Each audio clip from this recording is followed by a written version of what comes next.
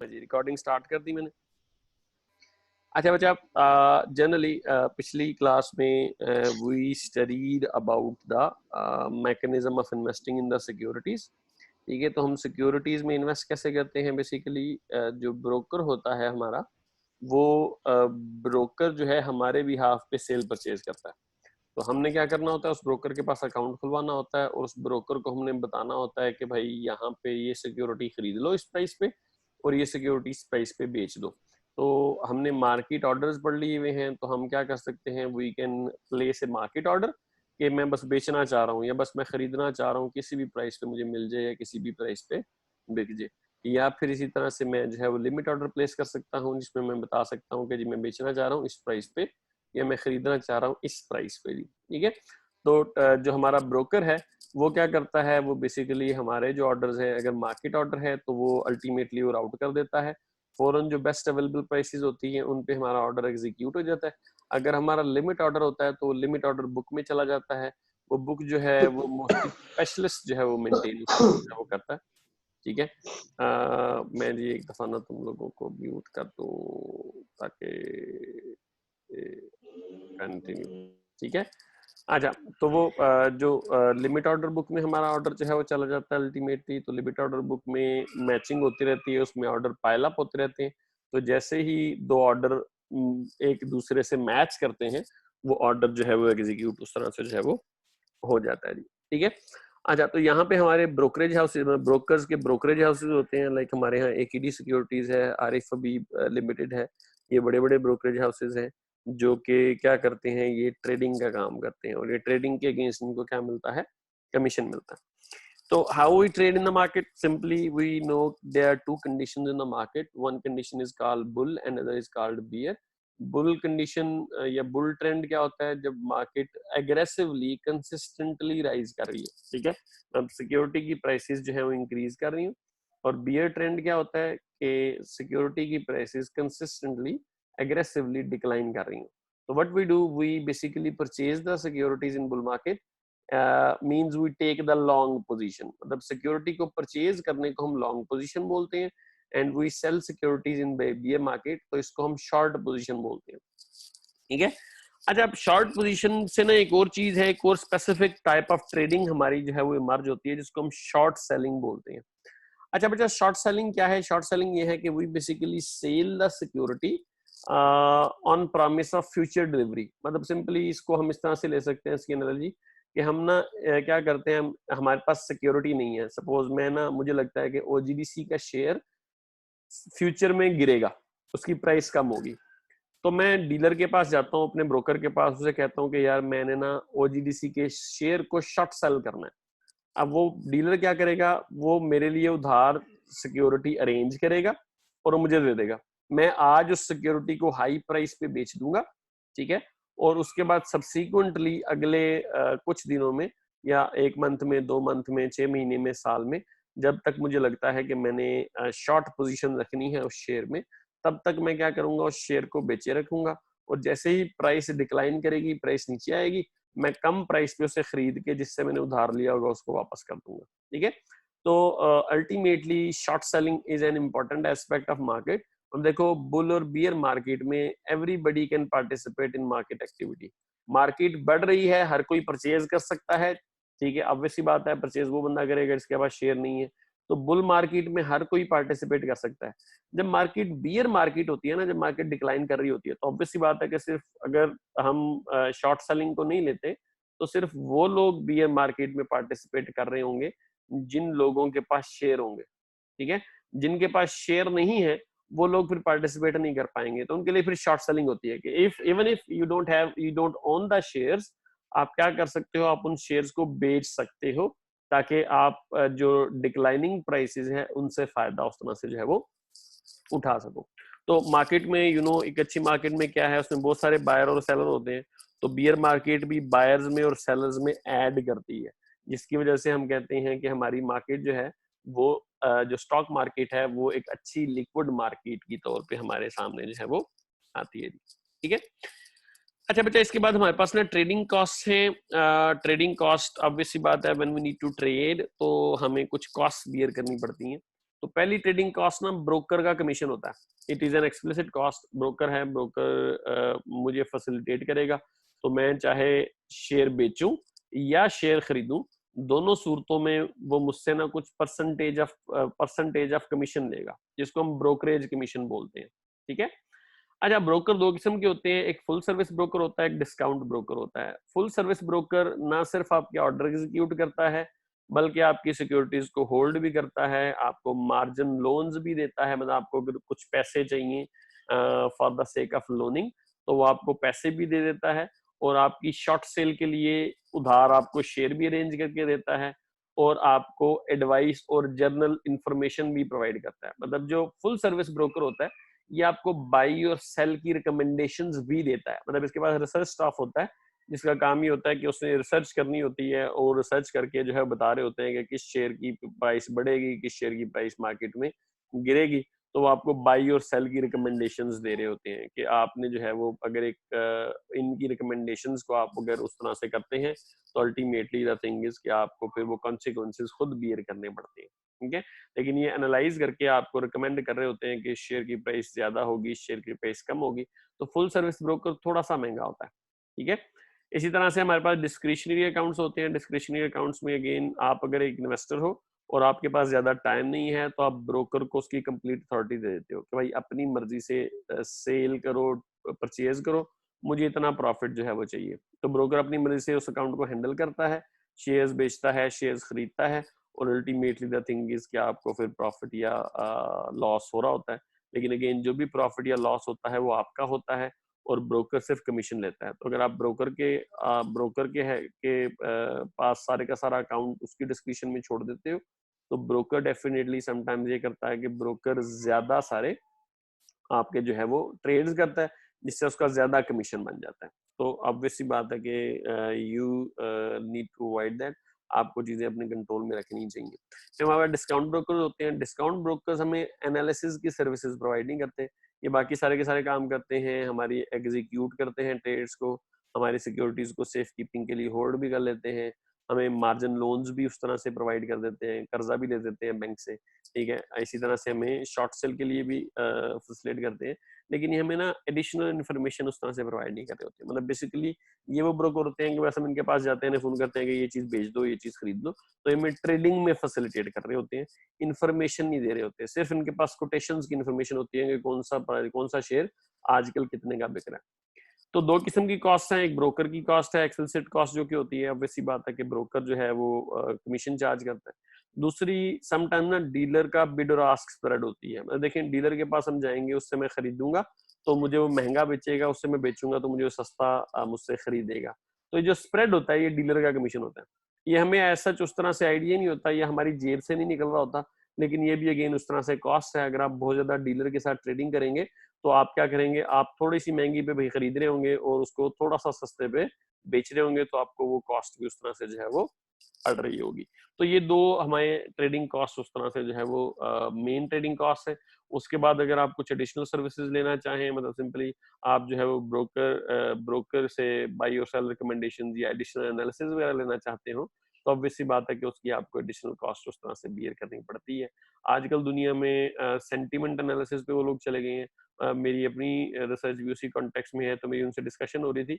वो previous data जो है ना, वो मुझे देने के लिए तैयार है सब्सिडाइज्ड रेट पे, कोई $1500 पर मंथ, और वो मुझसे जो है वो 1 साल का जो है वो मांग रहे हैं, 1 साल का कॉन्ट्रैक्ट करना चाह रहे हैं, और यूजुअल उनकी प्राइस है $3000 पर मंथ है जी। ठीक है। तो आप देख लें, अगर 3000 समथिंग डॉलर्स पर मंथ है, तो आप कोई 3-3.5 लाख रुपए की सिर्फ वो इन्फॉर्मेशन देते हैं। ट्रेडिंग आपने खुद करनी होती है उसको एनालिसिस करके। तो अगेन, आप जितना एक्टिवली ट्रेड करते हैं, जितनी ज्यादा एक्टिवली इन्फॉर्मेशन सीख करते हैं, उतना ही ज्यादा आपको कॉस्ट उस तरह से जो है वो पड़ रही होती है। अच्छा बच्चा, इसके बाद ना generally you have sometimes you are able to buy on margin. अब मार्जिन क्या है? Margin simply is a mechanism जिसकी बेस पे आप ज्यादा एक्सपोजर ले सकते हो। ठीक है। अब मार्जिन ट्रेड को ना हम इस तरह से देखते हैं कि सपोज आप के पास कुछ पैसे हैं, ठीक है, और आप अल्टीमेटली क्या करना चाह रहे हो, आप ना ज्यादा एक्सपोजर लेना चाह रहे हो। ठीक है। अच्छा जी, अब margin basically is margin relates to your funds. ठीक है, आपके पास क्या है, यू हैव गॉट फंड्स। ठीक है, ये आपकी ओनर की इन्वेस्टमेंट है या इन्वेस्टर के फंड है। इन्वेस्टर के पास ना 60 रुपीज अभी अवेलेबल है या 600 रुपीज अवेलेबल है। इन्वेस्टर अपने ब्रोकर को कहता है कि मुझे भाईजान लोन दे दे 400 का।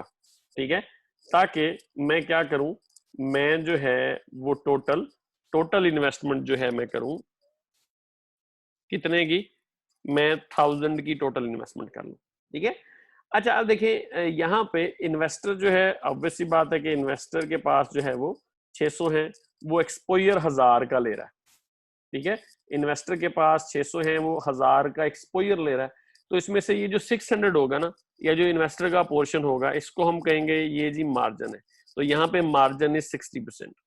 ये हम इसको मार्जिन ट्रेड या बाइंग ऑन मार्जिन उस तरह से जो है बोल देते हैं। ठीक है, तो ये ब्रोकर का कॉल लोन होता है। ब्रोकर किसी भी टाइम ना इस लोन को वापस डिमांड कर सकता है आपसे। ठीक है, अब आप ब्रोकर से लोन लेते हैं, ब्रोकर क्या करता है, आगे किसी बैंक से लोन अरेंज करता है, और ये आपको शॉर्ट टर्म लोन की जो रेट होता है उस पे आपको लोन जो है मिल जाता है।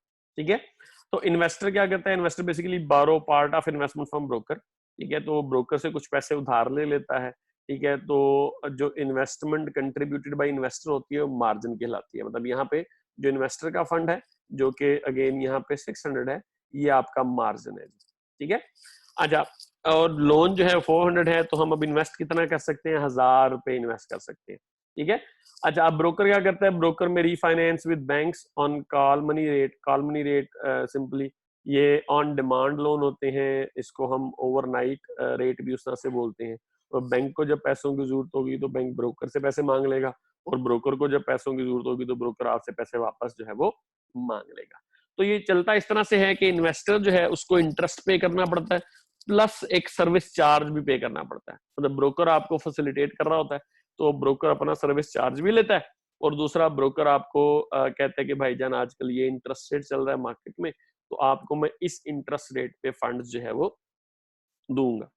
अच्छा, क्या होता है, ये 1000 रुपए की ना, सपोज हम ओजीडीसी का शेयर खरीद लेते हैं, या 1000 रुपए का ना, मैं क्या कहता हूँ, 1000 रुपए का सपोज मैं कहता हूँ कि मैं इन 1000 रुपए के, यूनिलीवर के तो खैर नहीं आएंगे, यूनिलीवर का शेयर था ही थाउजेंड्स में, तो हम कहते हैं कि इन 1000 रुपए का मैं शेयर खरीद लेता हूँ अल्फला बैंक का। ठीक है, बैंक अल्फला के शेयर्स खरीद लेता हूँ।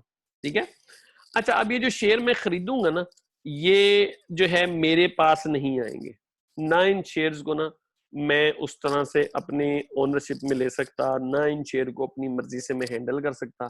ये शेयर ना कोलैटरल के तौर पे ब्रोकर के पास रहेंगे। ठीक है, मतलब ये शेयर ना ब्रोकर अपने पास रखेगा कोलैटरल के तौर पे। इन केस आप ये उसको वापस पैसे नहीं देते, तो वो क्या करेगा, वो आपके शेयर बेच के पैसे वापस अपने ले लेगा। ठीक है, तो सिक्योरिटीज जो हम परचेज करते हैं वो कोलैटरल के तौर पे इस्तेमाल होती हैं। ठीक है, अच्छा, रेगुलेटर्स जो है ना वो इनिशियल मार्जिन रिक्वायरमेंट सेट करते हैं। अब रेगुलेटर कौन हो सकते हैं, रेगुलेटर अमेरिका में फेड है, फेडरल रिजर्व सिस्टम है उनका, जो स्टेट बैंक है वो करता है। हमारे यहाँ SECP है। ठीक है, इसके अलावा हमारे यहाँ CDC भी है, SECP है, और दूसरा हमारे यहाँ जो रेगुलेटर है वो स्टेट बैंक ऑफ पाकिस्तान है। ठीक है, मतलब ये रेगुलेटर्स क्या करते हैं, ये जो है वो मार्जिन रिक्वायरमेंट सेट करते हैं। ठीक है, ये सेट करते हैं मार्जिन की रिक्वायरमेंट।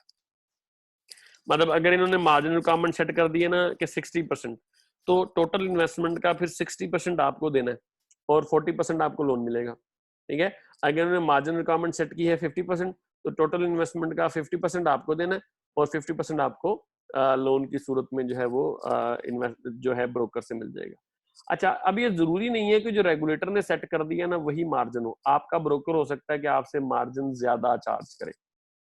ठीक है, लेकिन जो रेगुलेटर रिक्वायरमेंट सेट करेंगे उससे कम पे आपका जो है वो लोन अप्रूव नहीं हो सकता। मतलब सपोज अगर मार्जिन रिक्वायरमेंट रेगुलेटर सेट करता है 50%, ठीक है, तो आपको ना 40% मार्जिन पे जो लोन है वो नहीं मिलेगा जी। ठीक है, आप हाँ ये जरूर है कि ब्रोकर ये कह के जी रेगुलेटर ने किया हुआ है कि 50%, ठीक है, ये सेट बाय रेगुलेटर है, तो ये 50% सेट किया हुआ है रेगुलेटर ने, तो ये जरूर आप कर सकते हैं, या ब्रोकर ये जरूर कह सकता है कि वो तो अगेन रेगुलेटर का है, मुझसे अगर लोन लेना है तो 60% मार्जिन पे मैं आपको लोन जो है वो दूंगा। ये क्या है, इसका मतलब है कि it is set by broker.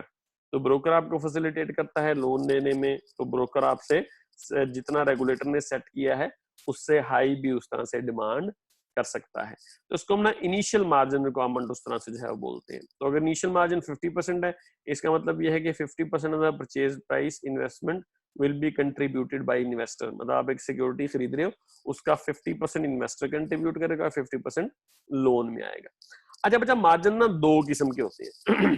एक ना इनिशियल मार्जिन होता है, जिस तरह से कि मैंने बता दिया कि 60% आपने इनिशियली कंट्रीब्यूट करने हैं, और दूसरा आपका ना मेंटेनेंस मार्जिन होता है। अब मेंटेनेंस मार्जिन क्या है? ऑब्वियस सी बात है कि आप लोगों को आइडिया है कि जो सिक्योरिटी आपने खरीदी है ना, उसकी प्राइस ना फिर फ्लक्चुएट करती है, उसकी प्राइस गिर भी सकती है।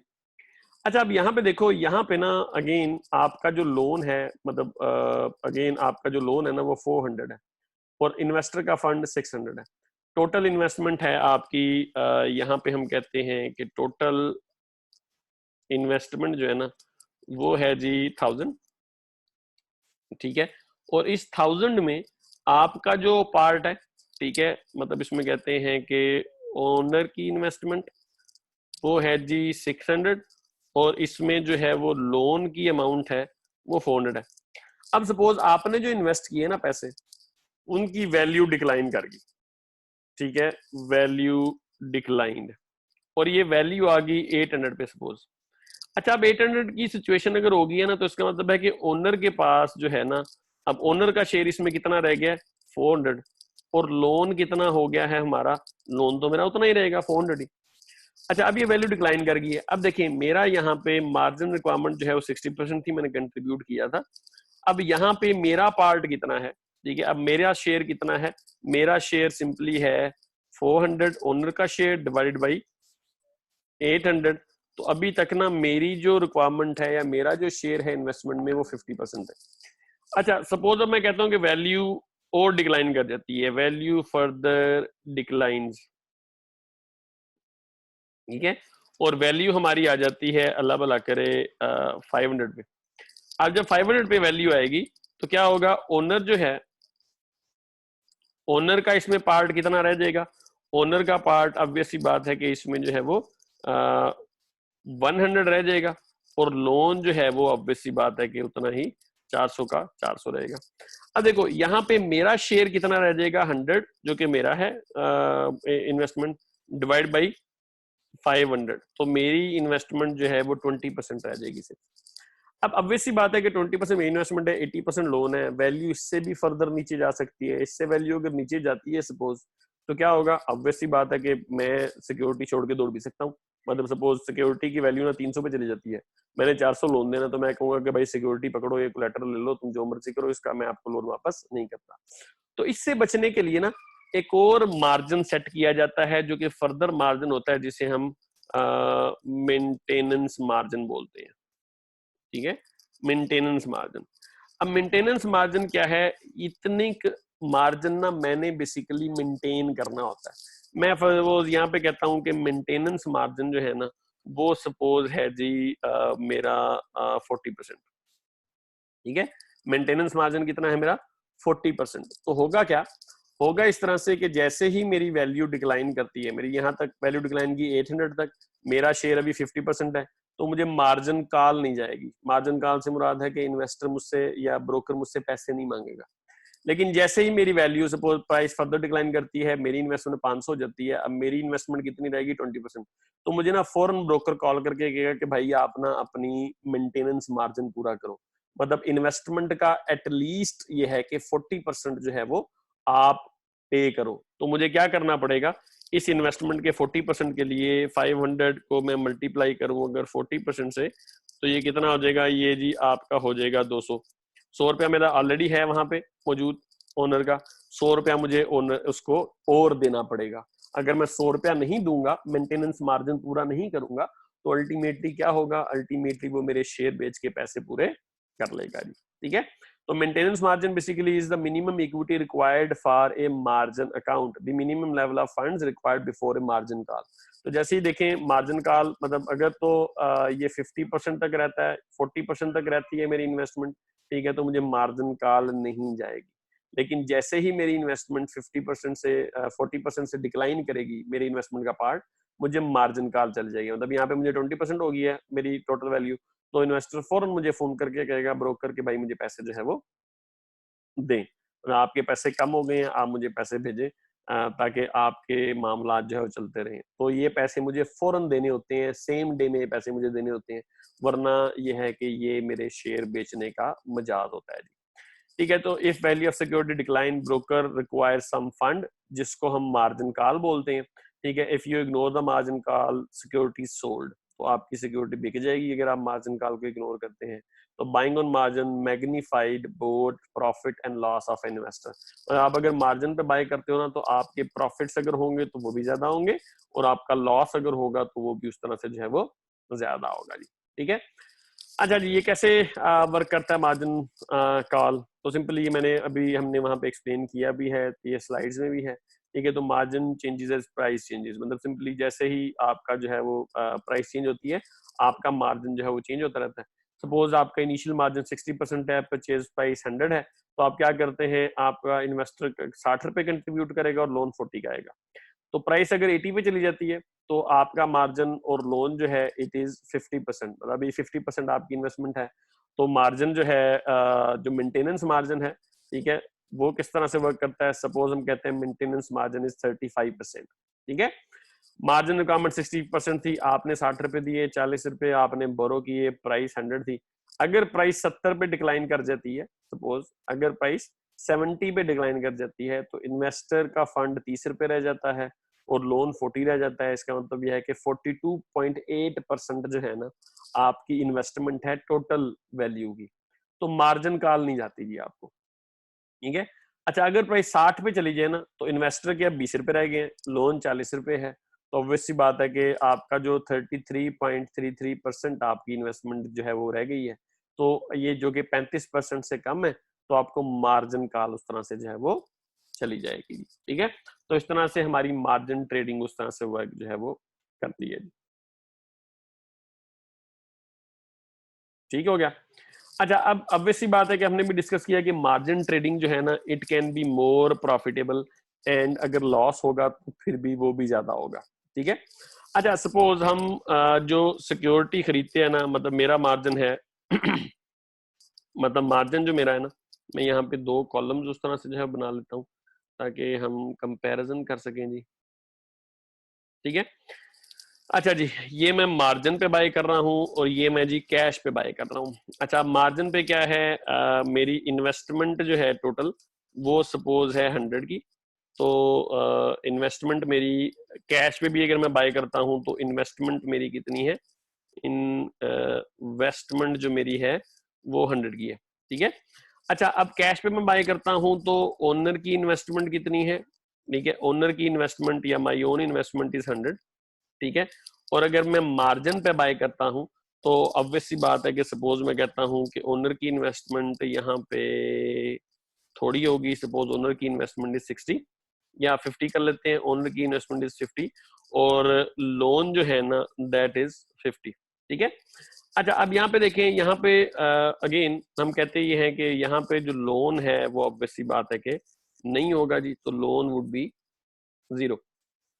ठीक है, अच्छा और लोन नहीं होगा तो आपका जो इंटरेस्ट है वो भी ऑब्वियस सी बात है यहाँ पे नहीं होगा। सपोज हम यहाँ प्रज्यूम करते हैं कि इंटरेस्ट इज 10 रुपीज। ठीक है, तो इंटरेस्ट भी यहाँ पे 0 होगा, और यहाँ पे आपने क्योंकि लोन लिया हुआ है तो इंटरेस्ट कितना है, इंटरेस्ट भी सपोज हम प्रज्यूम कर लेते हैं कि 10 है। ठीक है, अच्छा अब हम ना फिलहाल ब्रोकरेज कमीशन दोनों सूरतों में हमने पे करना है, तो उसको हम इग्नोर कर रहे हैं ताकि हम जो है वो उस तरह से जो है ले सकें। अच्छा, आपको सपोज अगर प्रॉफिट होता है, तो प्रॉफिट किस सूरत में होगा कि आपकी जो वैल्यू है, वैल्यू बढ़ जाती है, वैल्यू इंक्रीजेस टू सपोज हम कहते हैं कि आपकी वैल्यू ना 150 पे चली जाती है, या सपोज 150 से ना 160 पे चली जाती है सपोज, ठीक है, तो वैल्यू आपकी 160 पे चली जाती है, तो यहाँ पे भी अगर आपको प्रॉफिट होता है तो वैल्यू आपकी चली जाती है 160 पे, ठीक है। अच्छा, अब दोनों सूरतों में ना आपको अगर वैल्यू 160 पे जाती है तो आपको कैपिटल गेन हुआ। आपने कितने पैसे इन्वेस्ट किए थे, देखें 160 रुपए की आपकी इन्वेस्टमेंट की वैल्यू है, आपने इसमें से 50 रुपया क्या किया था, इन्वेस्ट किए थे, और 10 रुपए आपने इंटरेस्ट पे किया, ठीक है। तो कैपिटल गेन कितना हो गया, कैपिटल गेन 50 रुपए हो गया आपका, सॉरी कैपिटल गेन यहाँ पे 100 आ गया जी आपका, ठीक हो गया। अच्छा, अब यहाँ पे आपका कैपिटल गेन कितना है, कैपिटल गेन, तो कैपिटल गेन किस तरह से होगा, आपकी वैल्यू है 160, आपने 100 रुपए इन्वेस्ट किए थे और आपके पास ना 60 रुपए का कैपिटल गेन हो गया जी, ठीक हो गया। अच्छा, आप देखो यहाँ पे अगर हम रेट ऑफ रिटर्न कैलकुलेट करें, ठीक है, तो रिटर्न परसेंटेज कैलकुलेट करें आप, तो रिटर्न परसेंटेज विल बी, आपने 100 रुपए कमाए, ठीक है, और कितने पैसे आपने इन्वेस्ट किए थे, 50 रुपए आपने इन्वेस्ट किए थे, तो आपका प्रॉफिट कितना हो जाएगा, 200% जी, ठीक है। अच्छा, यहाँ पे आप अगर रिटर्न परसेंटेज कैलकुलेट करें, रिटर्न परसेंटेज, तो सिंपली दैट वुड बी 60, जो कि आपने कमाया, डिवाइड बाई कितने पैसे इन्वेस्ट किए, 100, तो आपका ना सिर्फ और सिर्फ 60% यहाँ पे मुनाफा जो है बनता है। तो देखें, आपके अगर प्रॉफिट आप कमाते हैं तो कम पैसे इन्वेस्ट करके you are able to earn more, इसी तरह से लॉस और ज्यादा हो जाता है। मतलब सपोज हमने अभी प्रॉफिट का देखा, तो हम देख लेते हैं जी लॉस का। अब वैल्यू जो है ना, value basically decreases to 60 suppose, ठीक है। अच्छा, तो ऑब्वियस सी बात है कि आप कोई अगर वैल्यू डिक्रीज करती है तो आपको कैपिटल लॉस होगा। कैपिटल लॉस आप कैसे कैलकुलेट करेंगे जी, सिंपली आपने इन्वेस्ट किए थे जी कितने, 100 रुपए, ठीक है, 100 रुपए इन्वेस्ट किए थे, उसमें से अगेन 60 रुपए आपके आगे, 60 माइनस 100, और आपने माइनस देना इसमें से करना है इंटरेस्ट भी। तो आपको बेसिकली 110 में से हम 60 माइनस करेंगे तो आपको 50 रुपए का नुकसान होगा जी, ठीक है। इसी तरह से आप अगर यहाँ पे लॉस उस तरह से करें कि वैल्यू जो है वो अगेन 60 पे चली गई है, तो वैल्यू अगर 60 पे जाती है तो आपका कैपिटल लॉस कितना होगा, दैट वुड बी 60 माइनस 100, तो आपको 50 रुपए का लॉस उस तरह से जो है वो होगा जी, ठीक है। अच्छा, आप अगर लॉस परसेंटेज निकालेंगे, सॉरी यहाँ पे 40 रुपीज का लॉस आपको जो है वो होगा जी, ठीक है। आप अगर यहाँ पे लॉस परसेंटेज निकालें, ठीक हो गया जी, आप यहाँ पे लॉस परसेंटेज निकालें तो that would be equal to -50 divided by 50, तो आपका आंसर आ जाएगा जी -100%, ठीक है, कि आपको अराउंड 100% के करीब जो है वो नुकसान जो है वो हो चुका हुआ है। और यहाँ पे अगर आप निकालेंगे लॉस परसेंटेज, तो loss percentage will be equal to -40 divide by 100, तो यहाँ पे लॉस आपका होगा सिर्फ और सिर्फ 40%, ठीक है जी, तो -40% इसका आंसर आएगा। तो देखिए, दोनों सूरतों में आपका प्रॉफिट भी बहुत ज्यादा है और आपका लॉस भी ज्यादा आएगा, ठीक है। आपका प्रॉफिट जो है कहाँ 200%, कहाँ 60%, आपका लॉस कहाँ 100% और कहाँ 40%। तो दोनों सूरतों में बेसिकली अगर आप मार्जिन पे ट्रेड करते हैं तो basically what you are doing, you are increasing your risk, आप अपने रिस्क को खुद ही इंक्रीज कर रहे होते हैं या खुद ही उस तरह से इन्फ्लेट जो है वो करा रहे होते हैं जी, ठीक हो गया जी। अच्छा बच्चा, अब अगेन एक लेक्चर खत्म हो गया है तो मैं आपको अनम्यूट कर रहा हूँ, क्वेश्चन है जल्दी जल्दी पूछ लो। हाँ जी हमजा साहब, क्वेश्चन जल्दी जल्दी पूछो, टाइम ऑफ होने वाला है। मैंने पूछना था वो जो आपने ऊपर बताया नहीं, एक्सप्लिसिट कॉस्ट और इम्प्लिसिट कॉस्ट का। हाँ। अच्छा, एक्सप्लिसिट कॉस्ट ना स्टेटेड होती है, आप ब्रोकर के पास जाओगे ना वो आपको बताता है कि भाई इतने में चार्ज करूंगा, तो आपको पता होता है आपकी जेब से पैसे जाते हैं। इम्प्लिसिट कॉस्ट होती है कि आप ट्रेडिंग करते हैं तो ऑटोमेटिकली कॉस्ट आपको चार्ज होती है, आपको पता भी नहीं लगता।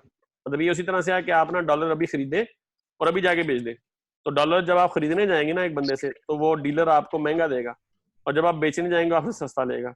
तो अगेन द थिंग इज, आपके पास सपोज पहले 100 रुपए थे, तो आपसे 99 का अगर लेगा वो सपोज, तो आपको 1 रुपए की कॉस्ट पड़ जाएगी। लेकिन ड्यू टू ट्रेडिंग कॉन्टेक्स्ट आपने क्योंकि खरीदना और बेचना मुख्तलिफ टाइम फ्रेम्स में होता है, आपने आज खरीदा साल बाद बेचा, तो वो एक छोटी सी कॉस्ट, छोटी सी फ्रैक्शन आपको कॉस्ट की पड़ रही होती है, वो इम्प्लिसिट कॉस्ट होती है जो कि आपको ऑटोमेटिकली चार्ज हो जाती है। ठीक है सर। हाँ जी, और जी कोई क्वेश्चन? सर आज एक ही सेशन होना है? सर आज दे कुछ पढ़ाया नहीं गया, एक ही सेशन है आज, बाकी परसों पढ़ेंगे इंशाल्लाह। अच्छा बच्चा, मेंटेनेंस मार्जिन देना किसी को नहीं होता। मेंटेनेंस मार्जिन बेसिकली होता ये है कि मेंटेनेंस मार्जिन हमने डिसाइड करता है ब्रोकर। तो मेंटेनेंस मार्जिन से जैसे ही हमारा प्रोपोर्शन ऑफ इन्वेस्टमेंट कम होता है ना, तो ब्रोकर हमें कॉल करके कहता है कि भाई मेंटेनेंस मार्जिन तक मुझे पैसे दो।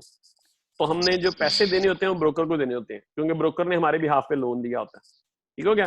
तो ब्रोकर ने हमारे बिहाफ पे लोन लिया होता है, तो हम उसे मेंटेनेंस मार्जिन की जितनी अपनी इन्वेस्टमेंट मेंटेन रखते हैं, तो इन्वेस्टमेंट गिरती रहेगी तो हमें मेंटेनेंस मार्जिन के तौर पे पैसे देने पड़ेंगे। और अच्छा जी, और कोई क्वेश्चन? रेगुलेटर बचा होते हैं जो कि रेगुलेट करते हैं, लाइक स्टेट बैंक है हमारा, ठीक है, इसी तरह से हमारा SECP है, ये रूल्स डिसाइड करते हैं, वो रेगुलेटर्स होते हैं जी। ठीक हो गया जी, चलें जी, थैंक यू वेरी मच। ये जी अब ऑटोमेटिकली उस तरह से जो है वो हो जाएगा। कोई और क्वेश्चन है तो कर लो, आधा मिनट रह गया तकरीबन। चलें, कोई क्वेश्चन वैसे हो तो you people are more than welcome. मुझसे अभी मैं वेला ही हूँ, मुझसे अभी आप जो लोग अगर एक और सेशन चाह रहे होंगे तो मुझे मैसेज कर देना, आई विल बी अवेलेबल। ठीक हो गया जी? मैंने बारे चार्जिंग में सिर्फ मैं थी बैना सी ना आज ला के तो सर बुरी बात है, चार्जिंग ही नहीं सीधा दिलाया सी 3% बैटरी भी लिए मैंने सुबह कामरान देख रहे हैं